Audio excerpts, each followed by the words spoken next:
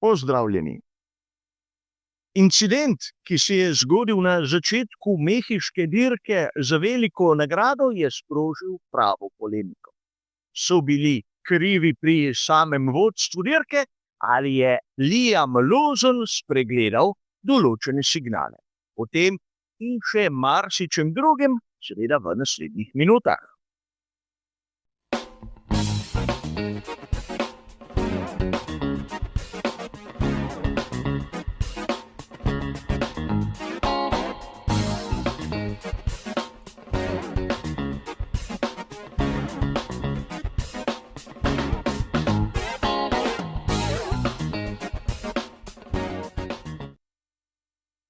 Mnogokrat mi navdušenci, ampak tudi avtorji v Formuli 1 naše sodbe, naša mnenja povemo malce prehitro.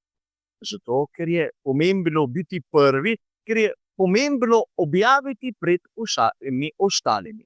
In zaradi tega pogostokrat pride tudi do večjih ali manjših napak. Ko smo obdelovali obdobje virtualnega varnostnega avtomobila v zaključnem delu mehiške velike nagrade, smo se na začetku ustavili tudi pri onem prvem incidentu. In takrat smo bili mnenja, da so varnostni delavci planili na progo, brez da bi imeli zaščito vsaj dvojne rumene zastave.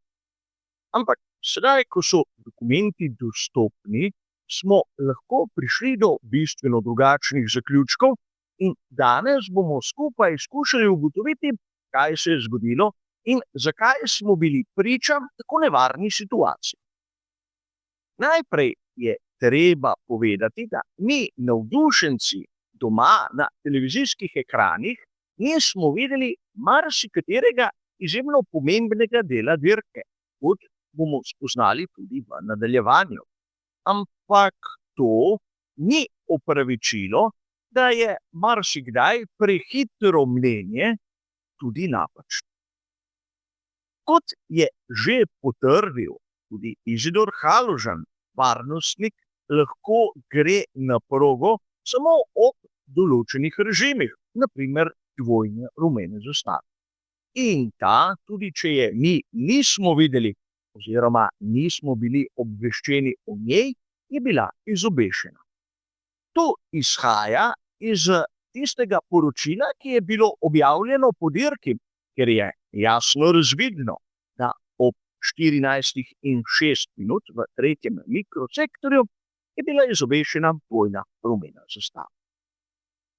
In seveda, če izhajamo samo iz te točke, bi lahko dali prav mehiškim delavcem, ki so enostavno dejali, da je Liam Lawson spregledal ta izjemno pomemben signal. Ampak ni res, kajti na dan so prišli tudi podatki telemetrije, s katerih je jasno razvidno, da je Liam Lawson znižal hitrost za več kot 30 km/h. Ampak težava je nekje drugje. Bolid Formule 1 je izjemno hiter, drugače ne bi bil bolid Formule 1 in o tem se strinjam. Ampak sedaj, predstavljajte si, da morate peš prečkati avtocesto. Nekaj, kar ne svetujem nikomu.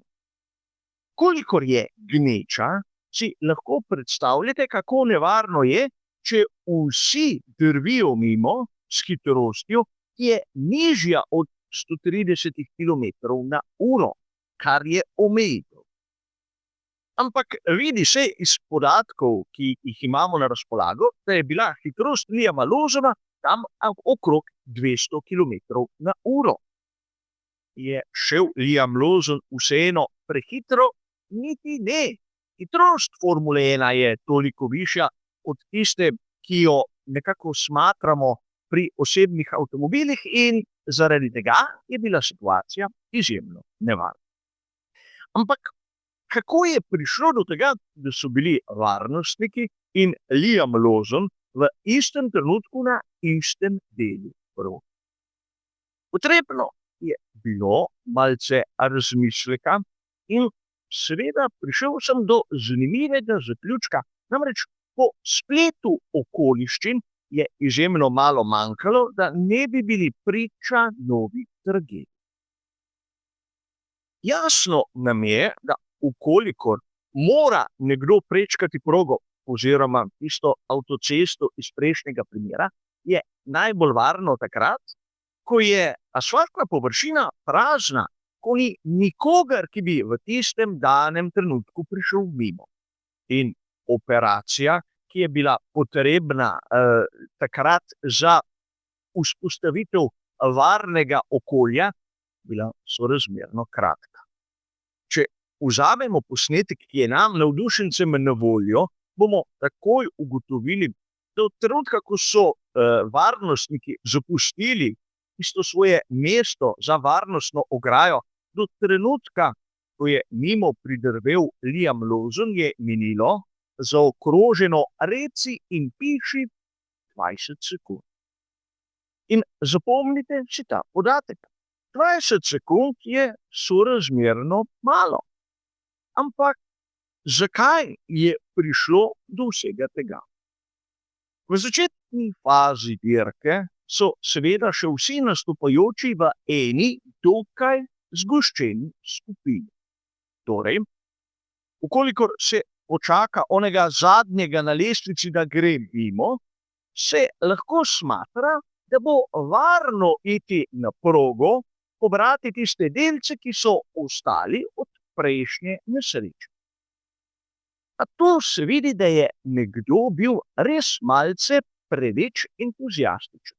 Namreč delce sta na progo posejala Carlos Sainz mlajši in že prej omenjeni Liam Lawson.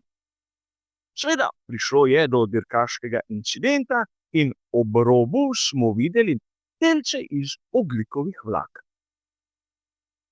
A če pogledamo lestvico, bomo takoj ugotovili, da je bil krog prej zadnji Franco Colapinto in ne Liam Lawson.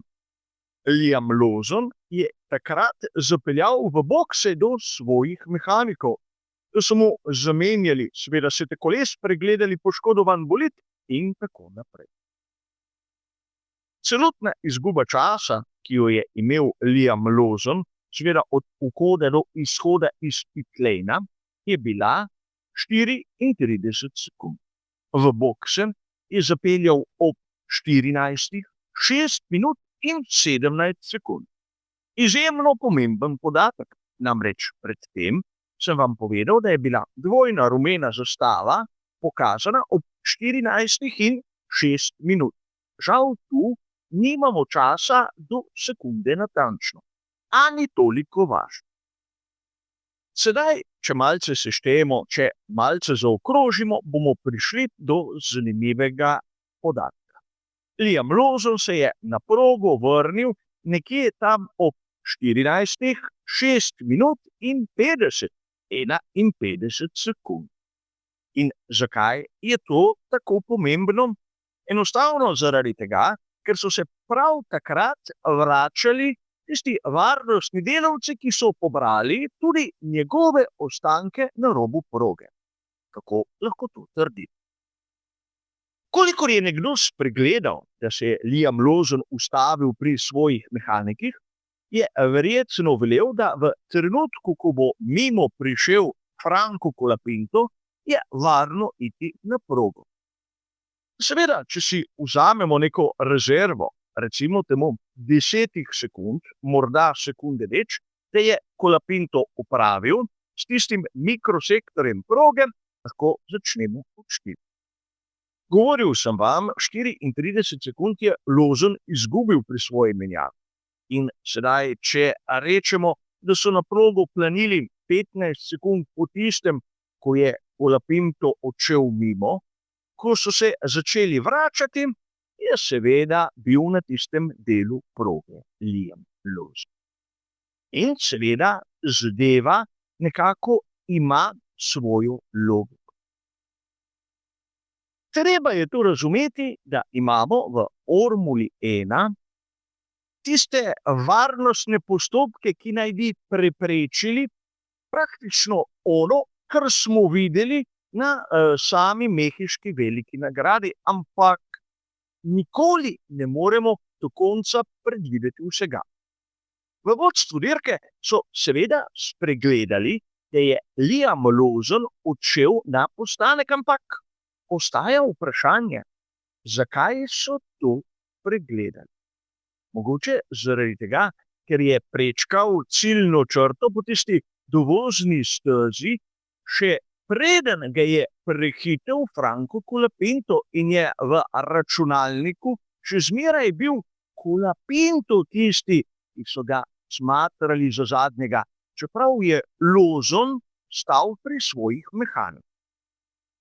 In tu bi lahko dejali, pravzaprav ni bil nihče kriv, le izjemno bizarno sosledje dogodkov je vodilo k temu, da smo malodane videli, kako bi lahko Lawson povozil enega izmed varnosti ali pa celo oba.